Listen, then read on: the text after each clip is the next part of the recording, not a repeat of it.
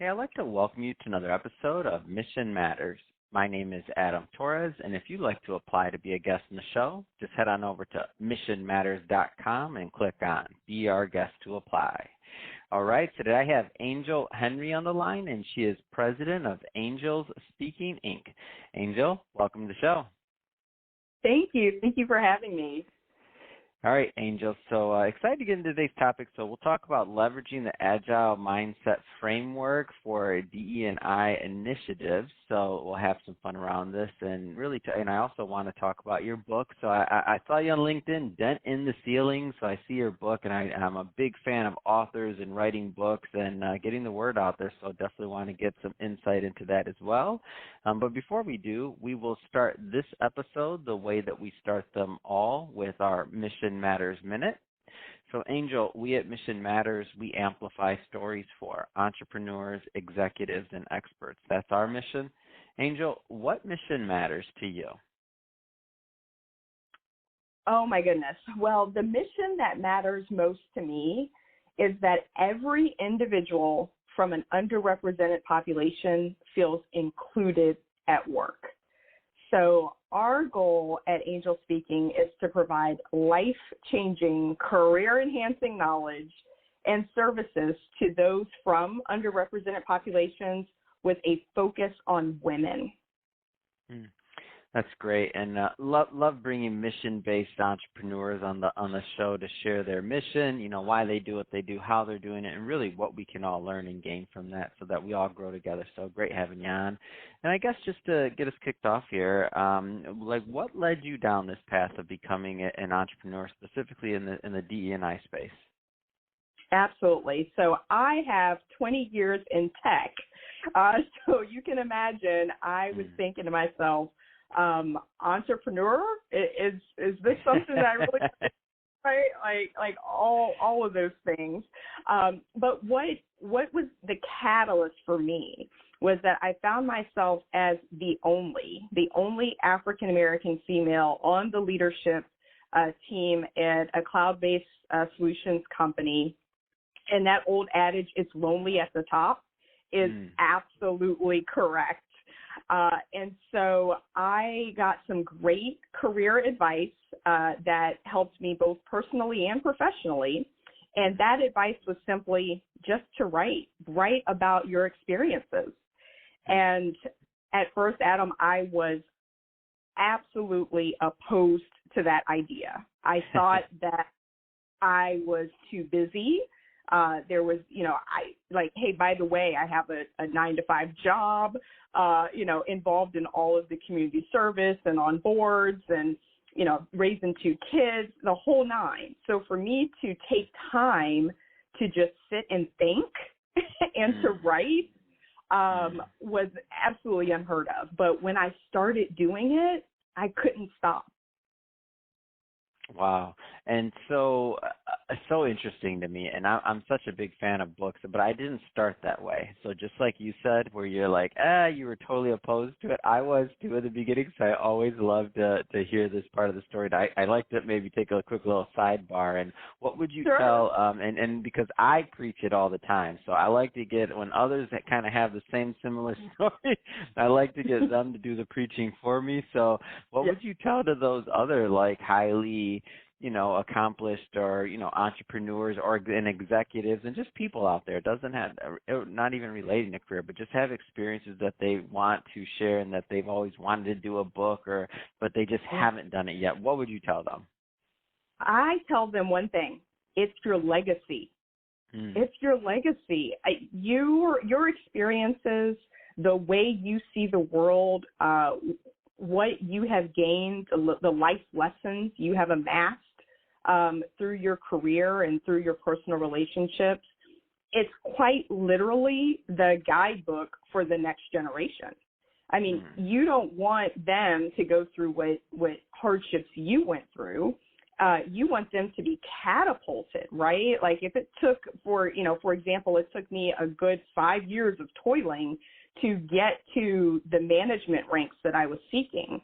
I would love for that next generation, for that to be cut in half for them, right? By just leveraging what myself and the other women that I researched and talked to for the book, take all of our lessons learned, turn it into a guidebook for yourself, a playbook for what to do and what not to do. Mm. What do you hope that your readers, walk away with after reading your book? Like, what are some of the things that you hope they walk away with? Absolutely. So 2 things. For the readers that are like myself, right, African American, female, in an environment that is not inclusive, dare I say toxic, just in a workplace that's not supportive of them, that they don't feel alone, that they feel validated, that they feel seen and heard. And then for the audience that are in a seat of position, whoever you are, if you are managing a team of people and you have their careers and their career performances in the palm of your hand, and you have direct authority and accountability to help them through, that you increase your emotional intelligence by reading Dents in the Ceiling, that you increase your cultural competency by reading Dents in the Ceiling, and that you're able to ultimately be a more inclusive leader.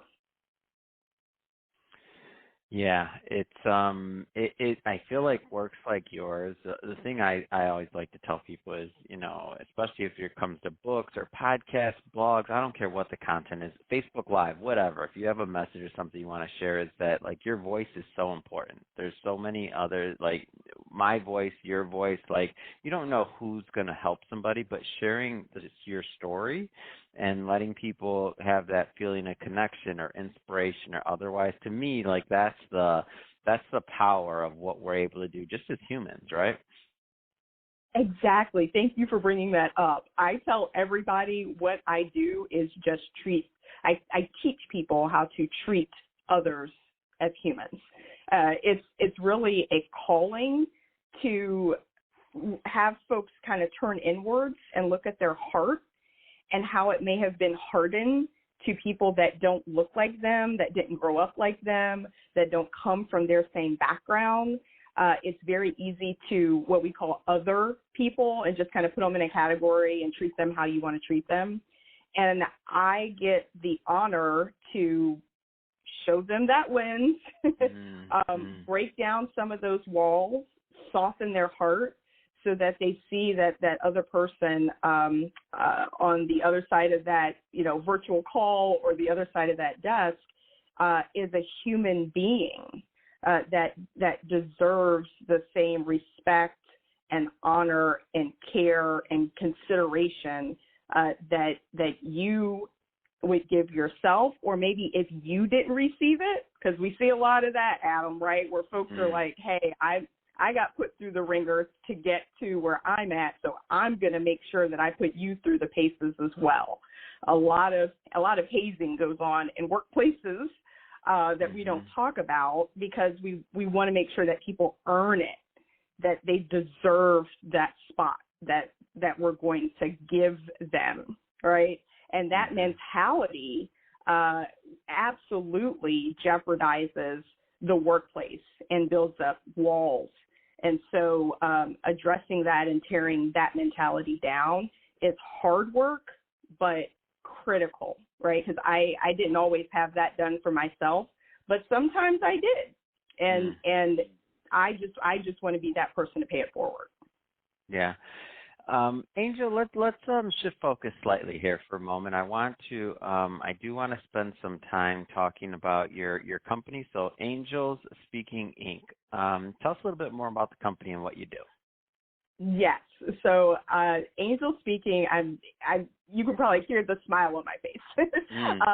It's awesome because during the time that I was going through executive coaching, the one piece of advice that I will never forget that's a through line for the work that I do and that really the foundation of AngelsSpeaking is don't do it alone.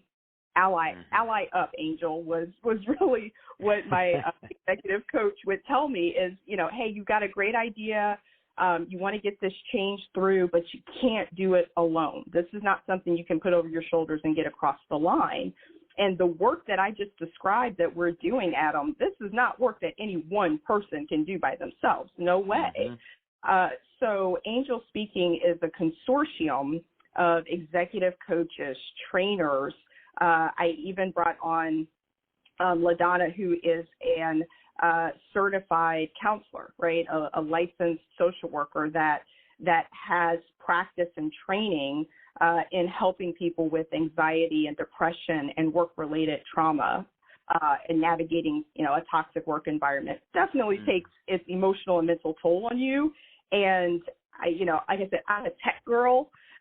So some of these mental health issues that people are experiencing in the workplace, especially post-pandemic, are to the point where they're diagnosable and clinical. And so bringing on someone onto the team that can help address that has been absolutely phenomenal. So we're a full-service shop just by literally linking arms and doing this work together. Wow. And where did you come up with kind of the idea of applying the Agile Mindset Framework to deliver services specifically in like the DE&I space? Because I find it kind of unique. Yes, it is. So the cool part is I was, again, sitting in the seat as senior director in tech. My counterpart was promoted to vice president of DE&I for our company. And he picked up the phone and he's like, he was a party of one, right? Didn't have a team yet, just him. And he picked up the phone and was like, hey, Angel, you know that Agile stuff that you do?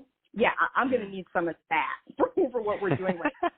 And essentially what it is, it's not magic. It is a 4-step framework where you get results quickly. That's the key word. So there's a lot of diversity, equity, and inclusion practitioners that are skilled at quantitative and qualitative analysis, where they'll go in and they'll do interviews and they'll do a lot of surveying, and all that is absolutely needed, and applaud them for doing it. I again, part of my network is someone that does that. That's not what I focus on. I focus on getting results quickly. And when I say quickly, I'm talking 2 to 4 weeks. And again, you have to think my background is tech, moving fast, being innovative, bringing people from disparate areas together and different backgrounds, literally putting them in a room and saying, go, we have, here's the due date, make it happen. That's what I've done for well over a decade. So I just applied what I do there to diversity, equity, and inclusion. So I, go in and I'll talk with an organization, which this, by the way, actually happened and we were successful at. They wanted to diversify their candidate pool. They wanted to get more brown and black candidates and associates in for interviews, and they were struggling. And the first question I asked is, well, where do you have existing relationships? And they list all the universities and associations, and of course they were majority white. And I was like, okay, well, let's diversify that. So I use my network, we'll hop on the horn, and I will literally call the people that I know at our local community college, at HBCUs, and we'll start funneling their top candidates right to your hiring managers. We got that done, Adam, in 2 weeks. They were interviewing candidates within 4 weeks. Wow. That's great, and I think that it makes sense, and it seems to me like more companies as time goes on will take advantage of things like your company and others that are really promoting DE&I initiatives. That being said, what type of companies do you typically work with? Do you work with small businesses, enterprise, middle market? Is it kind of agnostic on size of company? Like, give us a flavor for who is a good fit to get the most value out of working with you and your team. Absolutely. I would say medium to large organizations, typically organizations that have a headquarters or a significant footprint here in the U.S., but that does not have to be the case. I'm working with a company now that's headquartered in the UK. But having their their majority of their senior leadership be U.S. just helps with the cultural competency piece a bit.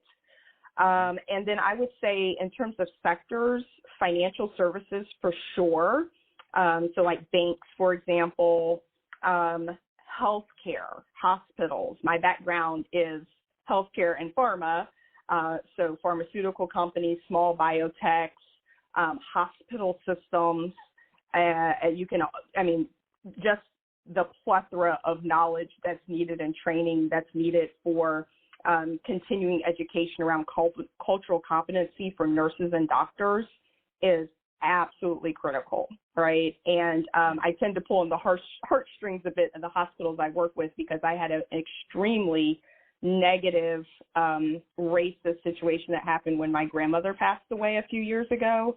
And I use that example as how we can do better with supporting our brown and black families that are coming into the hospital and trying to care for their loved ones and just trying to, bridge that gap there that currently exists, unfortunately, in our society. And then, of course, as you would imagine, tech companies, right, from small biotechs to large cloud-based software companies that, again, need to get results quickly. And they have business analysts, IT managers, architects that all speak different languages and use different acronyms, and they'll need somebody to come in and help translate. And that's where I come in. Well, Angel, I just have to say I'm grateful that you're out there doing the work that you are. I think it's definitely needed.